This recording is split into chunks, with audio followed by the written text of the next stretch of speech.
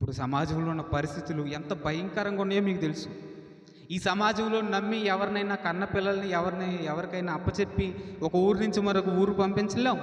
ఒకళ్ళ చేత కాలేజీకి కూడా మనం పంపలేం. ఎందుకంటే సమాజం మొత్తం కూడా పాడైపోయింది. అలా పాడైపోయి సమాజం మొత్తం పాడైపోయి నశించిపోతాం ఒక పక్క అయితే, ఎప్పుడు ఎవరు చనిపోతారో ఎవరికి తెలియకుండా మారిపోయింది కదా. ఒక పక్క ఏమో మనుషులు క్రూర మృగాలుగా మారిపోయారు, ఒక పక్కనేమో ఎప్పుడు చనిపోతామో తెలియకుండా అయిపోయింది. ఈ రెండు సమస్యల మధ్యన అయిన వాళ్ళు కూడా నమ్మక ద్రోహం చేసేటటువంటి ఈ సమస్యల మధ్యన మనిషిగా మన జీవితాన్ని ముందుకు జరపటం చాలా కష్టం. అది మన వల్ల మాత్రం అస్సలు సాధ్యం కాదండి. ఒకవేళ మనం గడపాలని ముందుకేసామా, ఎదురొచ్చేటటువంటి మాటలన్నింటినీ పడిపోయి నన్ను అలా అంటున్నారు, ఇలా అంటున్నారు, ఆ మాట అంటున్నారు, ఈ మాట అంటున్నారు అని చెప్పి అవన్నీ ఆలోచించి అతి తక్కువ వయసులోనే బీపీ, షుగరు, అదే బీపీ వచ్చిందంటే వెంటనే వాళ్ళ అన్న వచ్చేస్తాడు కదా, షుగరు అది వచ్చిందంటే, ఆ రెండు వచ్చినాయంటే చిన్న పుల్ల గీసుకున్నా కానీ చచ్చిపోయే వరకు తాగుతాం. అలా అలా ఇన్ఫెక్షన్ అయిపోయి నీ శరీరం మొత్తం కూడా పాడైపోతుంది. ఈ బీపీ షుగర్ వచ్చి నీ శరీరం మొత్తం పాడైపోవటానికి గల కారణం ఎక్కడుంది? నీ జీవితాన్ని నువ్వే లీడ్ చేసుకోవాలనుకుంటున్నావు కాబట్టి, నీ జీవితం కోసం నువ్వే అతిగా ఆలోచిస్తున్నావు కాబట్టి, ఏమైపోద్దా అని భయపడుతున్నావు కాబట్టి, దేవుడి చేతులకు అప్పచెప్పట్లేదు కాబట్టి వెంటనే 20 సంవత్సరాలకి 30 సంవత్సరాలకి నీకు బీపీ వచ్చేస్తుంది.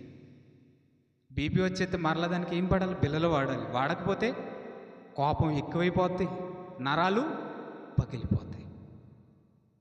అవును, ఎంత డబ్బున్నా కానీ ఏమీ లాభం లేదు. ఎంత సంపాదించినా, ఎంత ఆస్తి ఉన్నా, బంగారం ఉన్నా, ధనం ఉన్నా ఏమీ లేదు. ఎందుకంటే నీ జీవితాన్ని నువ్వే ముందుకు తీసుకెళ్ళాలనుకుంటున్నావు, నీ బ్రతుకును నువ్వే ముందుకు తీసుకెళ్ళాలనుకుంటున్నావు. కానీ నీకు నాకు తెలియని విషయం ఏంటో చెప్పమంటారా? బ్రతికిచ్చిన దేవుడు ఎలా బ్రతకాలో కూడా నేర్పించాడు, ఎలా బ్రతకాలో కూడా చెప్పాడు. అలా బ్రతికితేనే నీ జీవితాన్ని చాలా సుఖభరితంగా ముందుకు తీసుకెళ్ళగలం.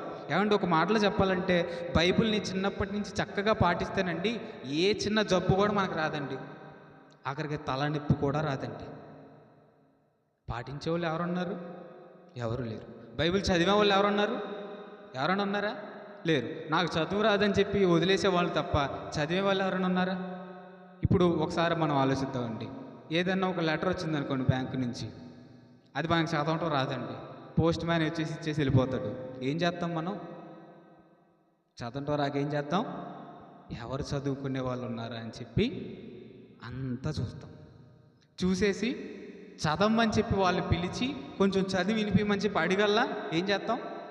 చదివించుకుంటాం. ఏ రోజైనా నాకు చదవటం రాదయ్యా, ఇదిగో ఒక పేజీ అయినా బైబిల్ చదివి వినిపించని చెప్పి మీలో ఉన్న వాళ్ళు ఎవరైనా అడిగి చదివించుకున్న వాళ్ళు ఉన్నారా? ఎవరు లేరు. అలా చదివి వినిపించుకున్నట్లయితే ఒక తల్లిగా నువ్వు ఎలా ఉండాలో నీకు చెప్పేవాడు దేవుడు, ఒక తండ్రిగా నువ్వు ఎలా ఉండాలో నీ బాధ్యతలు నీకు చెప్పేవాడు దేవుడు, ఒక తల్లిదండ్రులుగా మీరిద్దరు కలిసి పిల్లల్ని ఎలా పెంచాలో చెప్పేవాడు దేవుడు. మీ పిల్లలు చక్కగా నడవాలంటే ఎలాంటి అనారోగ్య బారిన పడకుండా, ఎలాంటి అపవిత్రాత్మ సంబంధమైన వాటిలో నీ పిల్లలు పడకుండా ఉండాలంటే ఎలా ఉండాలో నువ్వు చదివితే నీకు చెప్పేవాడు దేవుడు. మనం ఏం చేయం? చదువు. మనం ఏం చేయం? వినం కూడా. వెంటనే నిద్ర వచ్చేస్తుంది మనకి. అవునండి? ఏమండి ఎక్కడ కూర్చున్న మన వాళ్ళు ఈ ప్రేయర్ అయిపోయిన తర్వాత ఇంటికి వెళ్ళిపోయి సామాను పెడతానికి వెళ్ళినప్పుడు ఒక్కొక్కళ్ళు ఫోన్ పట్టుకొని టీవీ చూసేవాళ్ళు లేరా? అదే దాన్ని ఏమంటారు, ఫోన్లో టీవీ చూసేవాళ్ళు లేరా? సీరియల్ చూసేవాళ్ళు. మంచం మీద కూర్చొని, రోడ్డు మీద కూర్చొని, ఇంట్లో నుంచి టీవీ రోడ్డు మీద ఉండి చూసేవాళ్ళు లేరా? ఉన్నారా లేరా? ఉన్నారండి. అప్పుడు నిద్ర రాదండి, ఇప్పుడే నిద్ర వస్తుందండి. ఇక్కడే మనకు అర్థం కావాలి.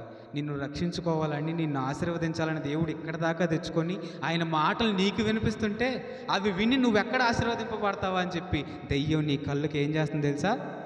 కనుమొప్పు కలగజేసి నిద్ర తీసుకొచ్చేస్తుంది. ఈ మాటలు నువ్వు వినలేవు, విన్నా నీ మనసులోకి వెళ్ళవు. నిద్రపోతున్నావు కదా, నువ్వు నిద్రలో కంటే నా కాలే గుర్తొచ్చింది, నీకు ఏది గుర్తురాదు. ఏమండి ఈ మధ్యన పట్టపొగల కన్నా కళ్ళు నిజమైపోతాయి అని చెప్పి పని చేసేటప్పుడు కూడా నిద్రపోతున్నారు కొంతమంది. ఎవరో చెప్పారంట, పొగలొచ్చే కళలు జరుగుతాయి అని చెప్పేటప్పటికి ఇతను పనికి వెళ్ళిన కాడ కూడాను కర్రను పట్టుకోనో, లేదంటే ఆ లారీని పట్టుకోనో, లేదంటే కూర్చోనో నిద్రపోవటం మొదలు పెడుతున్నాడంట, పని చేయట్లేదంట. వెంటనే ఒక కళ వచ్చిందంట, అలా పడుకొని ఉన్నప్పుడు ఇటు రోడ్డు దాడుతుంటే లారీ వచ్చి గుద్దేసిందంట. బాబోయ్ అని ఉలిక్కిపడి లేచాడు. నిజమైనా జరిగిందా? బతికే ఉన్నాడు. అంటే కాలం వచ్చింది నిజమని చెప్పి ఎవరో చెప్పిన మాట నమ్ముతాం, దేవుడి మాట ఏ రోజైనా నమ్ముతామండి? అబద్ధం చెప్పినా నిజం చెప్పినా మనిషి మాట నమ్ముతామండి మనం. కానీ జీవితాన్ని ఇచ్చిన దేవుడు, జీవితాన్ని ఎలా సక్రమంగా లీడ్ చేయాలో చెప్పే దేవుడు, ఆయన మాట వినటానికి ప్రయాసపడే వాళ్ళు అందరూ చెప్పండి. ఆయన మాట వినటం కోసం సమయాన్ని వెచ్చించే వాళ్ళు ఎంతమంది చెప్పండి? ఎవ్వరూ లేరండి. మగవాళ్ళు అయితేనేమో క్రికెట్లు పిచ్చి, కోడి పందాలు పిచ్చి, కోళ్ళ పిచ్చి, ఆడవాళ్ళు అయితే సీరియళ్ళ పిచ్చి, ఇంకా వంటలక్క పిచ్చి, ఇంకా ఎన్నో పిచ్చుల్లో పడిపోయారండి. ఇలా పిచ్చుల్లో పడిపోయి పిచ్చోళ్ళు అయిపోయారండి. ఇక చచ్చిపోతే నీ పరిస్థితి ఏంటంటే, నీ పరిస్థితి అయినా నా పరిస్థితి అయినా కన్ను మూసి తెరిచేలోపు ఎక్కడికి? నరకానికి. నశించిపోతున్న ఆత్మను రక్షించడానికి యేసుక్రీస్తు వారు వచ్చారు, సిలువ వేయబడ్డాడు నీ కళ్ళు తెరిపించడం కోసం. ఈరోజు నీ మాటలు నీకు నాకు మనందరికీ ఈ యంత్రశబ్దం ద్వారా వినిపిస్తున్నాడు.